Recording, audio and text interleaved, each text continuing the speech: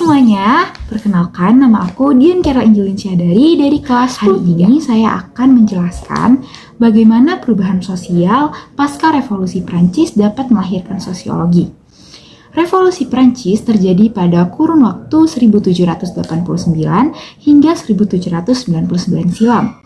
Latar belakang revolusi Prancis disebabkan beberapa faktor, mulai dari ketidakadilan politik, kekuasaan raja absolut, krisis ekonomi, hingga munculnya paham baru.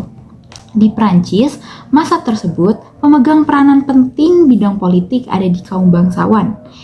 Posisi raja yang kala itu dipimpin Raja Louis XVI hanya bertugas mengesahkan sesuatu yang telah ditentukan oleh mereka. Ketidakadilan politik terjadi karena pemilihan pegawai pemerintah didasarkan pada faktor keturunan, bukan keahlian.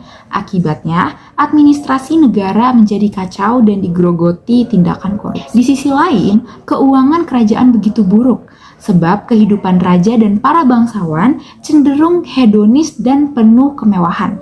Padahal, kerajaan sebenarnya mewarisi utang yang sangat banyak dari Raja Louis XIV dan Louis XVI.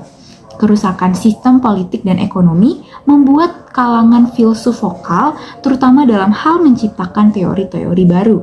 Di antaranya seperti John Locke yang mengumandangkan ajaran kedaulatan rakyat, Montesquieu dengan ide trias politica, serta J.J. Rousseau yang meyakini bahwa semua manusia punya persamaan hak dan merdeka.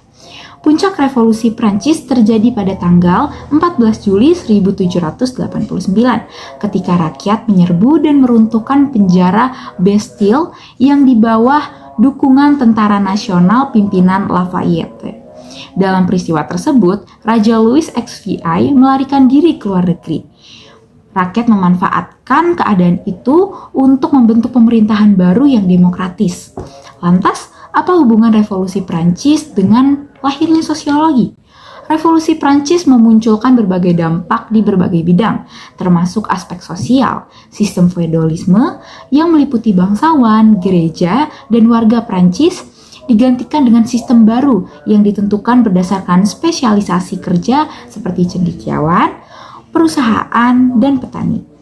Kendati telah terjadi revolusi, konflik antar kelas di Prancis masih terjadi. Terbukti, Prancis mengalami beberapa kali perubahan pemerintahan, dari pemerintahan monarki konstitusional, pemerintahan direktori, pemerintahan konsulat, pemerintahan kaisar, hingga pemerintahan reaksioner.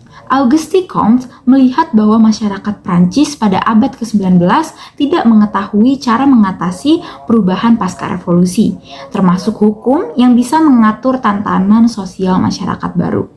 Untuk mengatasi masalah tersebut, menurut Comte diperlukan ilmu pengetahuan yang berfokus pada kajian masyarakat. Ilmu yang mempelajari tentang masyarakat itu disebut olehnya dengan istilah sosiologi.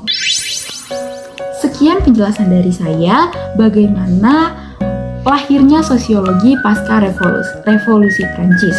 Semoga penjelasan saya dapat dimengerti. Sekian dari saya, mohon maaf jika memiliki salah kata, kurang lebih. Terima kasih.